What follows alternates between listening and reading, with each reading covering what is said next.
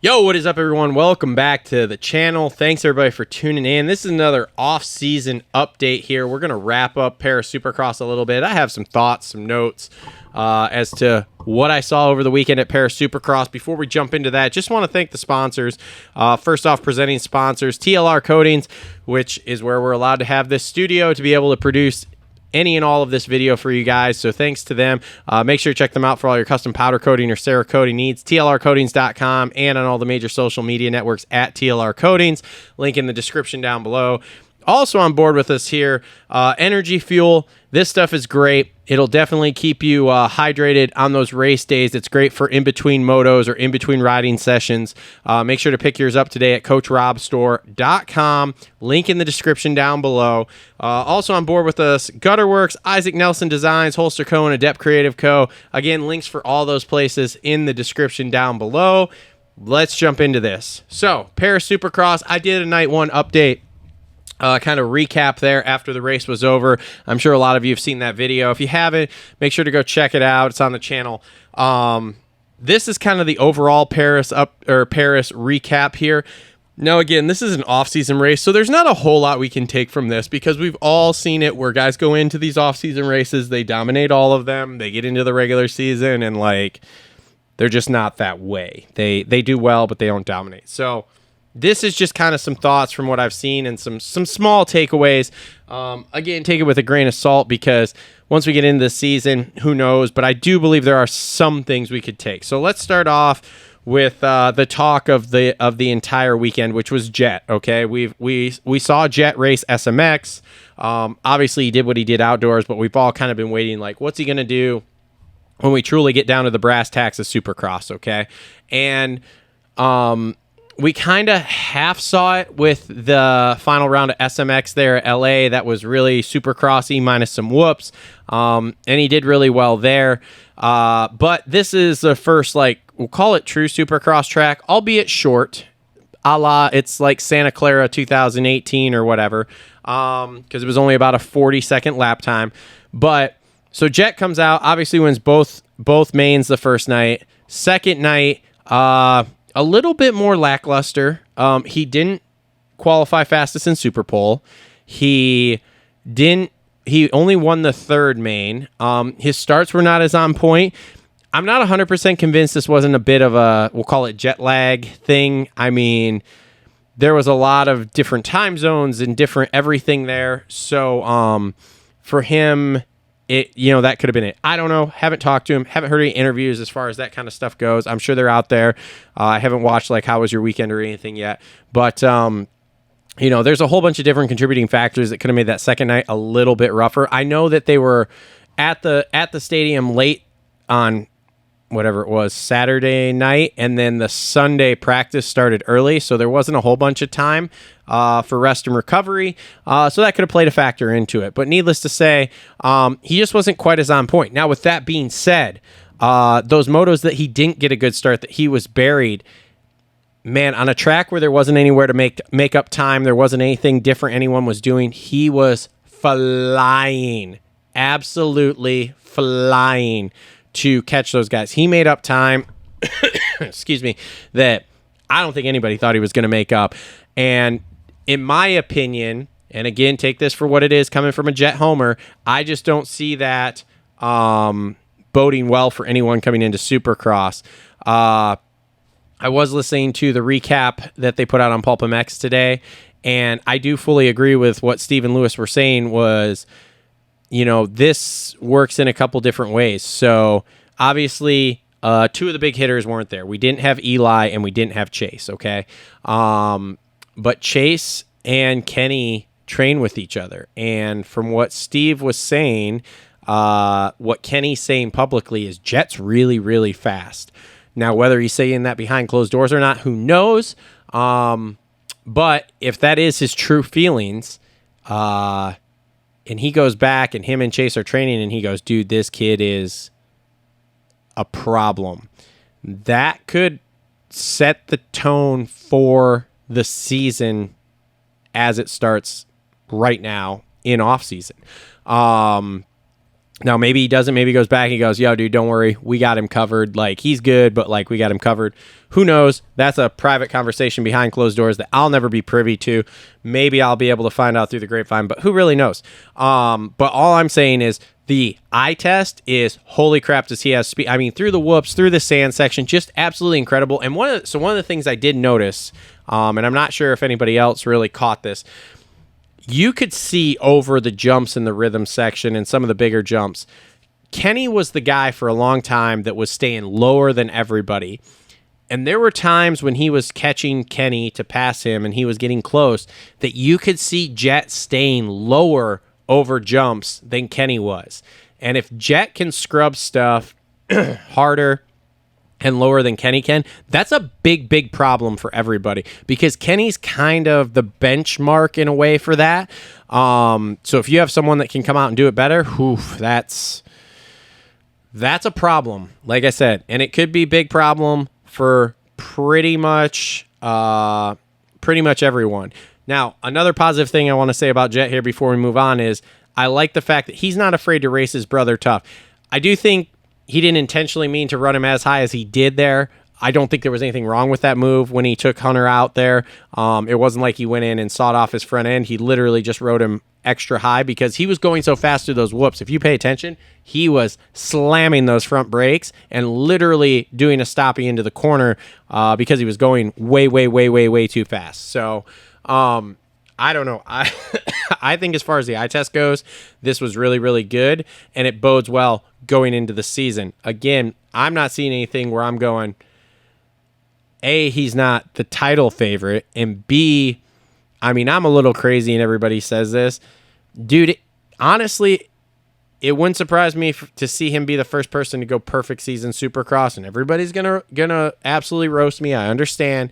I'm going to run that flag up the flagpole and continue to run it until I see that it's not a thing. So if he doesn't win Anaheim 1, then I'll stop talking 17-0 right then. However, until such a time that he does lose, I'm going to run the 17-0 right now. So we'll see how that goes. Now, moving on to his brother Hunter there. Hunter was way more impressive than I thought he would be. Coming off the injury, limited time, like I said in the other show on the 450. I didn't expect a whole lot out of him. I had him pegged going into actual Supercross season here as somewhere in like that 5 to 10 range with maybe the occasional podium with a good start and a track you can't pass on. But really just kind of top 10 dude, essentially. Not that I don't think Hunter's very good. I think he is. That's why I said, yeah, he could land on the podium too. He's in that range with a bunch of dudes. After watching this, all 5 starts they did, absolutely incredible in my opinion. From him, he was right there all 5 times, which if he can carry that into Supercross and get a good start every weekend, everybody's in trouble with that, period. And then to be honest, it wasn't like he was holding Jett up. He wasn't holding Jett up. He wasn't holding Kenny up. He won a main. Now, again, I know we don't have Tomac. We don't have Sexton. There's a host of other guys beyond that. But for me, he moved more into, say, a 3 to 9 guy range going into the season is more or less what I'm seeing. And we'll get more into this when we do our Supercross preview show. We're going to film that here in about a month. But from what I'm seeing, in my opinion, 3 to 9 guy, I think he'll get podiums this year. I still don't see him being like necessarily a title guy. But I think he'll be in the mix. So overall, a good weekend, in my opinion, for Hunter for his 450 Supercross debut. Now let's talk the other guy that was up there with them, Ken Roczen. This is weird for Ken as far as offseason. Usually the offseason races, Kenny comes out firing, and he's just boom, boom, boom, firing all cylinders, and he's basically untouchable. Now, I know that Jett and Hunter are not like the usual guys that he would see. He doesn't usually see guys, although last year he did beat Tomac at this race. But, man, dude, he crashed 3 times this weekend. And on top of crashing 3 times this weekend, he crashed at the World Supercross 2 weeks ago. This is a lot of crashing for Kenny that we're not used to seeing. Now, I know Kenny, too, is saying that he didn't feel like he rode really well, whatever. He did win one of the mains the second day.